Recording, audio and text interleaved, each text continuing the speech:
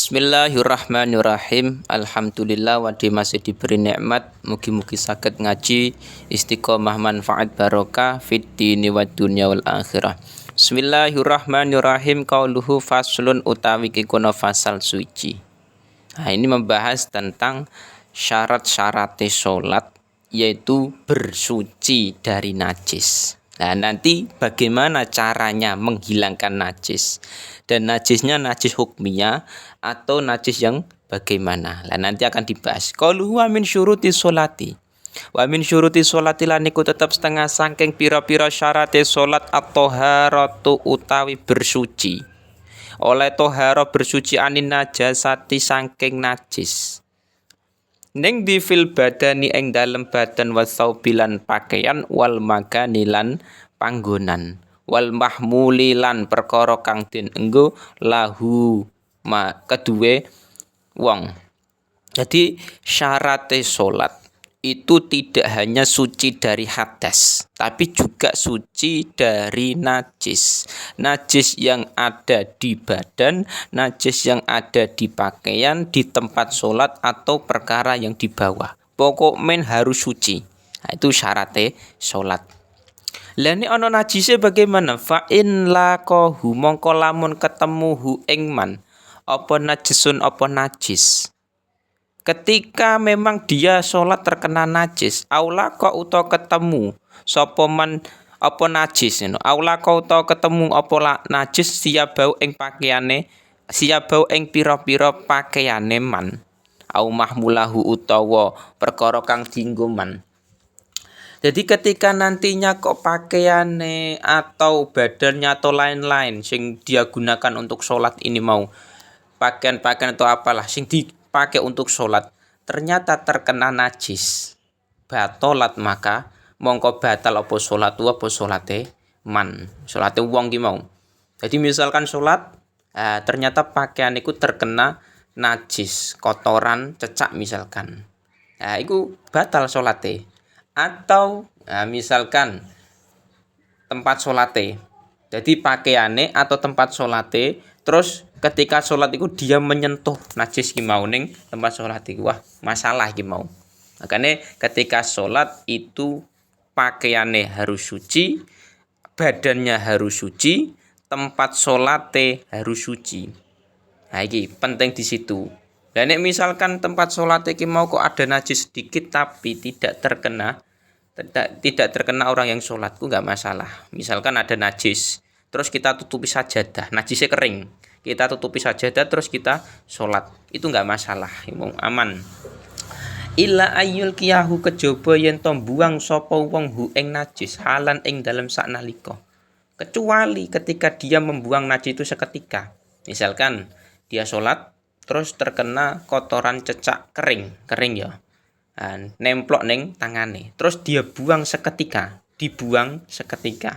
maka sah sholate. Tapi nek dijarke malah dibiarin, maka itu bermasalah nantinya sholate. Au yakuna utawa ana apa najis ma'fuan iku den ma'fu anhu saking najis, atau najisnya najis dimakfu. Misalkan kadami jurhihi kaya getah tatune wong. Jadi ada najis itu yang dimakfu dalam sholat, ada najis yang tidak dimakfu dalam sholat. Jadi nek najis yang tidak dimakfu dalam sholat, contohnya kotoran tikus, itu bermasalah nanti dalam sholat, gak sah. Tapi ketika najis itu adalah najis yang dimakfu dalam sholat, contohnya apa? Darah tatu, jadi bar luka, terus metu keluar darah sedikit. Atau jerawat, metu darah, atau gudik, nanah, itu termasuk dimakfu dalam sholat. Apa sholat adalah jerawate misalkan keluar darah, itu tetap sah sholate. Tapi semua itu darah-darah itu nanah dan lain-lain itu tidak dimakfu dalam benda cair. Sampai punya kopi dicampuri darah jerawat, itu enggak bermasalah nantinya. Tapi kalau dalam sholat itu sah, karena itu najis yang dimakfu dalam sholat. Kalau huwa yajibulan wajib apa izalatu najisin, apa ngilangi najis. Sifatnya najis lam yu'fa kang ora den ngapura anhu apa najis. Jadi ketika najis itu memang ada, misalkan di tangane, iku wajib dihilangkan. Najis yang tidak dimakfu dalam sholat. Carane piye biizalatil aini kelawan ngilangi kahanan. Jadi menghilangkan ainun najasahnya. Nah, ainun najasahnya ketika sudah hilang maka suci, tapi nek belum hilang maka statusnya masih najis. Nah, bayane piye? Bayane ain min saking rasa walaunin lan warna warihin lan ambu. Jadi misalkan tangane terkena kotoran cecak misalkan. Iki nek posisi najis tidak dimakfu seperti kotoran cecak, maka wajib dihilangkan. Carane ngilangi piye? Menghilangkan rasane, warnane dan baune. Jadi nek warnane, baune mungkin bisa diamati, tapi nek rasane yo dikira-kira iki mau, gak perlu mak dilat mau. Oleh ngilangi najis lagi. Nah, cara menghilangkan najis bil ma'i kelawan banyu al mutahhiri ingkang nyucikake, menggunakan air yang mensucikan. Ketika air itu memang mensucikan, bisa digunakan untuk menghilangkan rasane, warnane, baunya najis, maka statusnya sah salate. Wal hukmiyatu, jadi aku mau najis ainiyah. Najis iku mutawasito ada dua, najis yang hukmiyah, najis ainiyah. Nih ainiyah tadi dijelaskan, saiki najis hukmiyah. Wal hukmiyatu utawi najis hukmiyah iku bijril ma'i kelawan. Iku tetap kelawan ngilakake banyu alaiha ing atase hukmiyah. Beda dengan hukmiyah. Hukmiyah iku contohnya apa? Hukmiyah iku najis yang tidak bisa terlihat oleh mata kita. Contohnya ada kucing terus kencing misalkan. Jadi uyoe atau air kencing kucing iki yang sudah mengering selama 1 minggu sudah mengering kan nggak terlihat.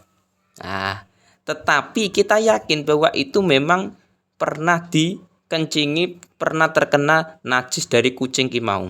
Nah, piye statusnya? Itu namanya najis hukmiyah. Tapi nek najise ketok terlihat maka statusnya ainiyah. Contohnya taine kucing, kotoran kucing. Terlihat memang benar-benar iku ainiyah. Carane dilangno sik najise.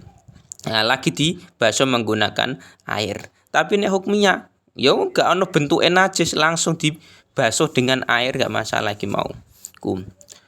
Nek najise bukan mutawasito bagaimana? Wal kalbiyatu utawi najis sing bangsa asu bigusliha kelawan iku tetep kelawan basuh kalbiyah sab'an kelawan pitu dahuna kang utawi pitu muzawwajatun iku den campuri piturabi kelawan lebu sifate turab atau huri kang nucekake. Dadi najis sing mughaladhah tadi kan najis mutawasito, najis sing mughaladhah itu najisnya asu atau anjing dan babi. Itu dua hewan ini. Lah, itu ketika nantinya ada kotorane atau kencingnya misalkan. Statusnya cara menghilangkan itu dengan membasuh 7 kali. Yang salah satu basuhan 7 kali itu dengan menggunakan campuran debu. Nah, iki sing repot di situ memang. Wal muzilatu utawi basuhan kang ngilangake lil aini maring kahanan wa in ta'addadat senajan wewilangan apa muzilah iku wahidatun iku siji. Jadi basuhan yang mana itu sudah dianggap menghilangkan ainun najasah. Jadi misalkan ada babi kotoran iki mau terkena misalkan terkena karpet misalkan, itu cara menghilangkannya 7 kali basuhan yang salah satu basuhan itu dicampuri dengan debu. Cuman masalahnya karena ini kotorannya ini sedikit susah, yo cara menghilangkannya ternyata dengan dibasuh 3 kali. 3 kali basuhan, jadi dibasuh pertama masih ada kotorannya, basuh kedua masih ada, basuh ketiga akhirnya bersih. Najisnya mughaladhah ini bersih, maka itu lagi dihitung 1 kali basuhan. Jadi menghilangkan najisnya ini kalau sudah hilang itu lagi dianggap satu basuhan. Padahal ini ada 7 kali basuhan, salah satunya dicampuri dengan debu. Wa yustaratu lan den syaratake wurudul ma'i. Apa tumekane banyu ingkana lamun ana apa mak qalilan ku sithik. Memang ketika air tersebut sedikit, tidak ada 2 kula. 2 kula itu piro? 216 liter. Atau kalau dibuat kula 60 cm kali 60 cm kali 60 cm. Itu kalau tidak ada ukuran 2 kula, maka statusnya air itu qalil, sedikit. Lah cara menghilangkan najis bukan kok yang najisnya itu dicelupkan, tidak.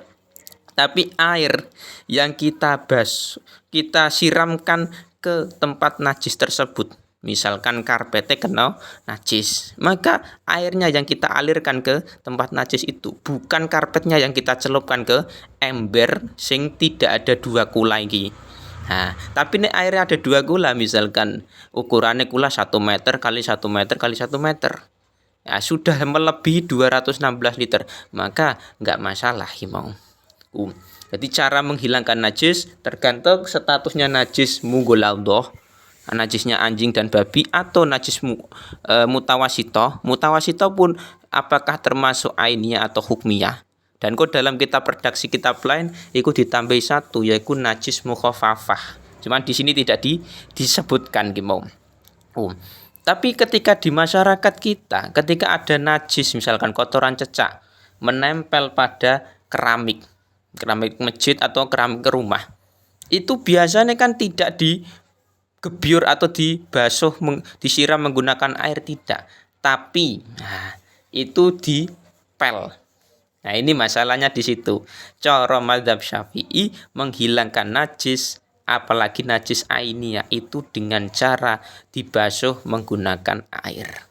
Cuman karena di masyarakat kita memang realitanya terkadang itu mau menggunakan pel. Lah itu memang ada pendapat ulama lain selain Imam Syafi'i yang membolehkan. Jadi carane kone ono kotoran najis, nah dijupuk, dibuang dulu najisnya, misalkan kotoran tai atau air kencing dibuang dihilangkan dulu. Kalau sudah hilang baru dipel. Itu ada ulama yang mengatakan boleh. Nah, tetapi nek cara Syafi'i, Imam Syafi'i memang harus menggunakan basuhan air. Lah itu ada perbedaan pendapat mau. Jadi milih sing terserah sampean mau.